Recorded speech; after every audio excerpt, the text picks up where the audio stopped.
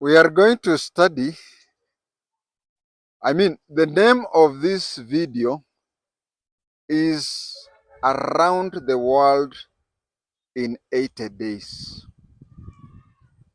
Around the World in 80 Days.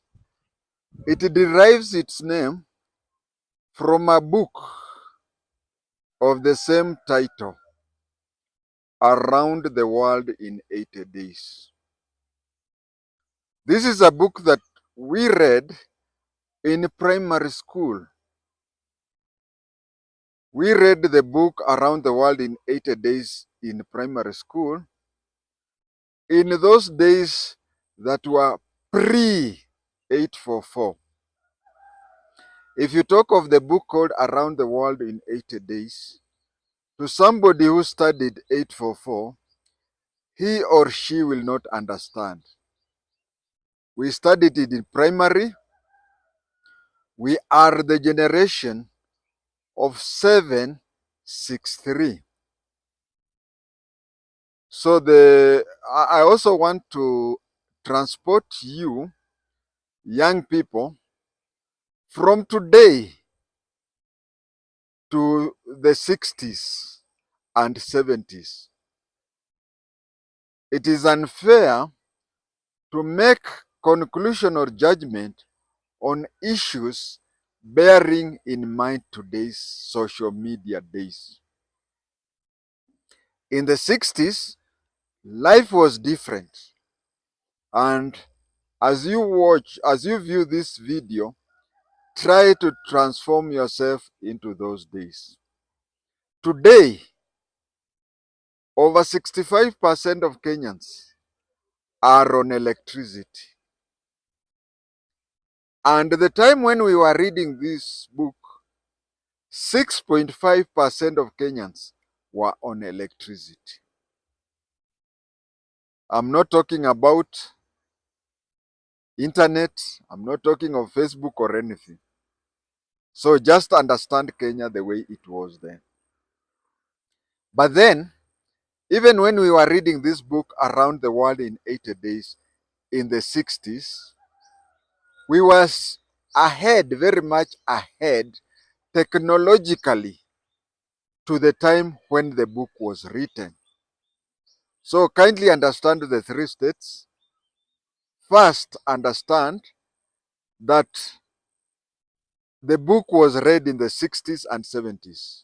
Second, understand that the book was talking of a world in 40s and 50s.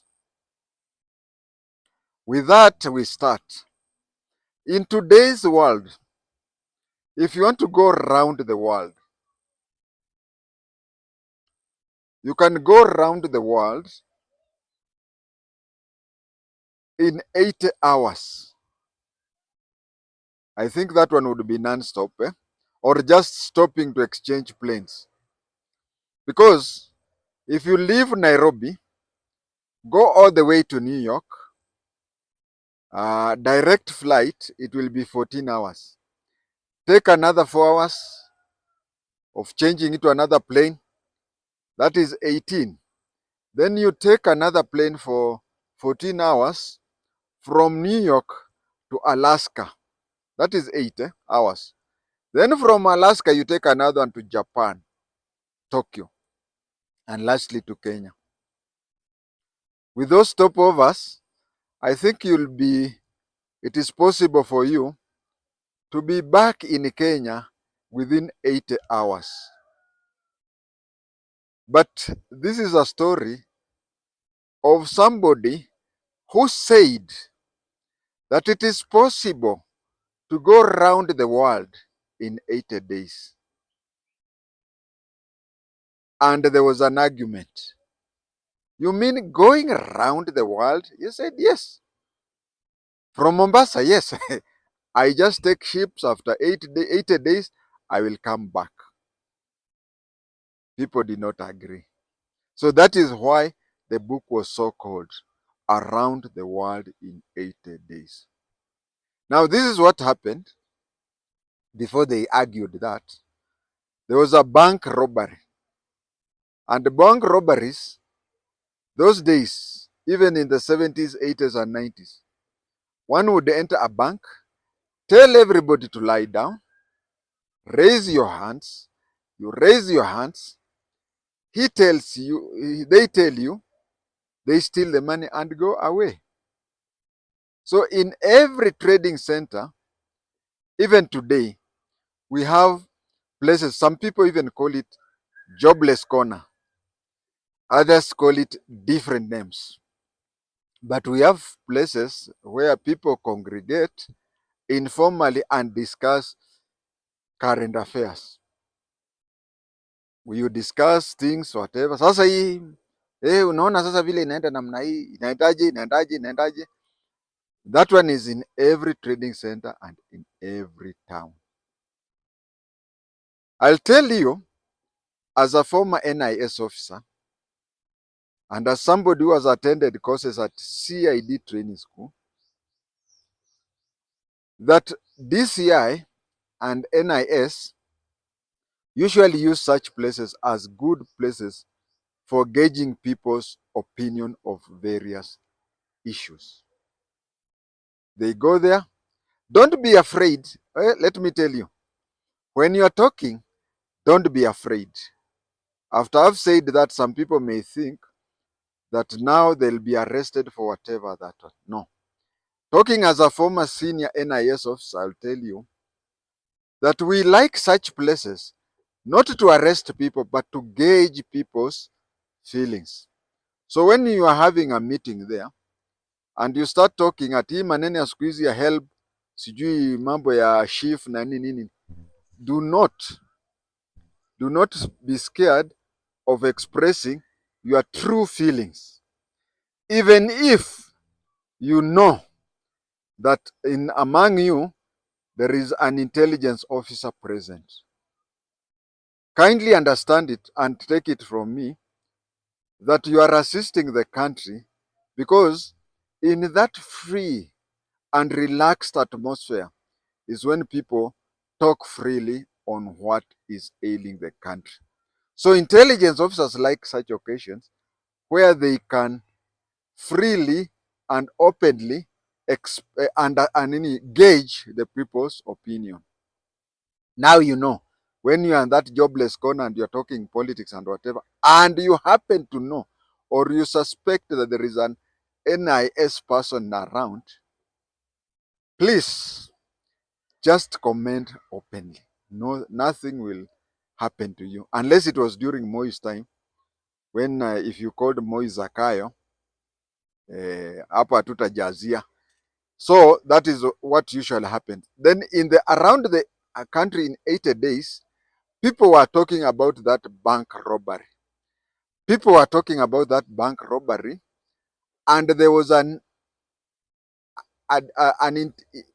is a difference between an intelligence officer and an investigation officer. An investigation officer is a DCI officer, and an intelligence officer is an NIS person. So there was a DCI person, CID, who was monitoring. Two people argued, whereby they were talking about that stealing that is happening. Like today, we are talking of the 94 million Quickmart theft. After talking about the 94 million Quickmart stealing and the killing of Ayeko and so on, people are discussing them at those corners. So it was something like that which was being discussed. Recently a bank was stolen and the police are taking long to investigate. Sijui nini. Kukaimbata, kukikoroka, kukidhioguo, so on and so on. Then one person said that the police are taking ages to investigate this thing, and the person can go very far. The robbers can go very far. Then another person asked him, how far can that robber go? He said, with this small world, imagine by then they were calling the world small. Said, with this small world, 80 days you can go round the world. So with these 2 weeks since, okay, I don't know whether it was 2 weeks, but I've just given an example. With these 2 weeks since the banks were stolen, this fellow can be very far. Then the topic changed. You mean you can go around the world in 80 days? He said, yes, I can go around the world in 80 days. He said, let us bet. Then they betted. They betted that he has to live and go around the world in 80 days. And if he wins the bet. If he loses the bet. And then he took off. As he was preparing to take off, the investigation officer, the CID officer, suspected him. The CID officer suspected him to be the real bank robber. So the CID fellow thought that this man was using that money in Kuvinjari or something like that.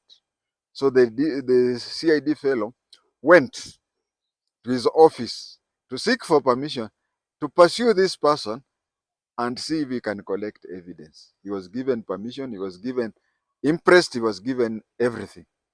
So this fellow, whenever he traveled, what he did not notice is that every town he left, he used to be with this CID fellow.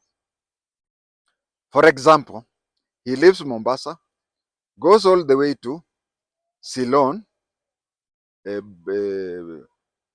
Bangladesh. From Bangladesh, he goes to Malaysia, inazunguka namna hiyo. Then he comes from the USA. And those days, most of the traveling were by ship. They avoided land traveling. Land traveling was long, and land traveling was also, you could meet hostile tribes. So they used to travel by sea.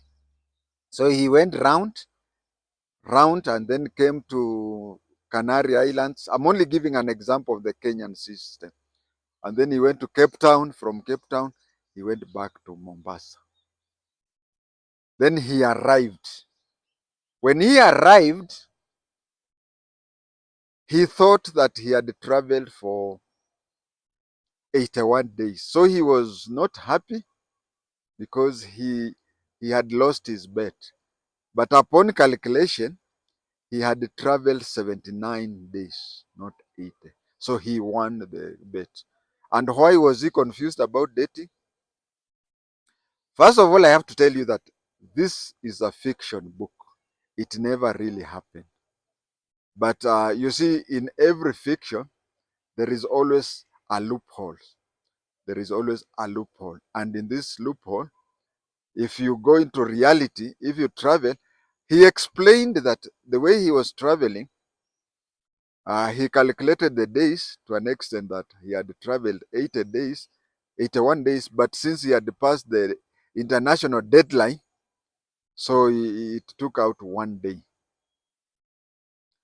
That is what was happening. But what he was doing, because it is a fiction work, he would go to a place like Calcutta, and then he'll reach there. The British actually had come out from Britain, UK. So he used to go to the embassies of each and every country, and they would sign the book that he had arrived on such and such a day and on such and such a time. So he went round, and then came back. And the thing that was delaying him, he would have even taken longer. You see, reaching somewhere, he had to book an appointment with the British embassy, with the United Kingdom embassy, so that when he goes there, then his notebook is stamped. His notebook is stamped. So that delay, and then there was also this detective. Whenever he went to any country, the detective would go to the nearest court and swear an affidavit that there was a bank robbery which happened in such and such a place, and we suspect this man to be the one who stole that. Can you arrest him and present him before your court of law so that he can be repatriated back to home to answer charges? Now, when he's doing that, the detective wants to arrest him, and he is also delaying, and that is why he did not even take 60 days. You see, he would have taken 60 days, but then it was mandatory for him. It was mandatory for him to go around with a notebook that had been stamped and verified that he had gone round. What is the lesson we learn in this world? Not everybody who is with you all the time is for you. Thank you.